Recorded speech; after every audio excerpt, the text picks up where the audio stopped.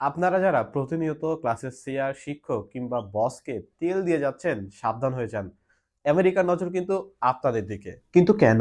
যুক্তরাষ্ট্রের সেনারা সাম্প্রতিক সময়ে ভেনেজুয়েলায় হামলা চালিয়ে সেখানকার প্রেসিডেন্ট এবং তার স্ত্রীকে গ্রেপ্তার করে যুক্তরাষ্ট্রে নিয়ে গিয়েছে। এইটার সঙ্গে তেলের কি সম্পর্ক? সম্পর্ক আছে। কারণ হচ্ছে পৃথিবীতে যে কয়েকটা রাষ্ট্র আছে যাদের কাছে তেল মজুদ আছে এর মধ্যে সৌদি আরব, ইরান, ইরাক তাদের মধ্যে কিন্তু সবচেয়ে বেশি ৩০০ বিলিয়ন ব্যারেল তেল মজুদ রয়েছে এই ভেনেজুয়েলায়। নিকোলাস মাদুরো এবং তার স্ত্রীকে যুক্তরাষ্ট্রে গ্রেপ্তার করে নিয়ে যাওয়ার পর ডোনাল্ড ট্রাম্প তিনি বলেছেন ক্ষমতার শান্তিপূর্ণভাবে রদবদল না হওয়া পর্যন্ত তারাই এই ভেনেজুয়েলাকে পরিচালনা করবে এবং এই ভেনেজুয়েলায় যতটি তেলের খনি রয়েছে সেখান থেকে আমেরিকার বিভিন্ন কোম্পানিরা তেল উৎপন্ন করবে।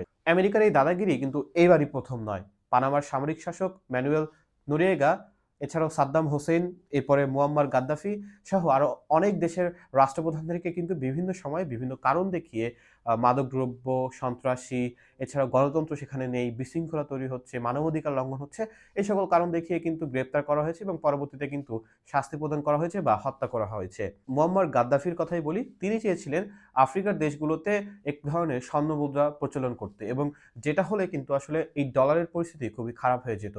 পরবর্তীতে আরব বসন্তের সময় নেটো সমর্থিত একটি গোষ্ঠী কিন্তু তাকে আসলে সামরিক অভিযান চালিয়ে তাকে গ্রেপ্তার করে এবং পরবর্তীতে কিন্তু তাকে হত্যাও করা হয়।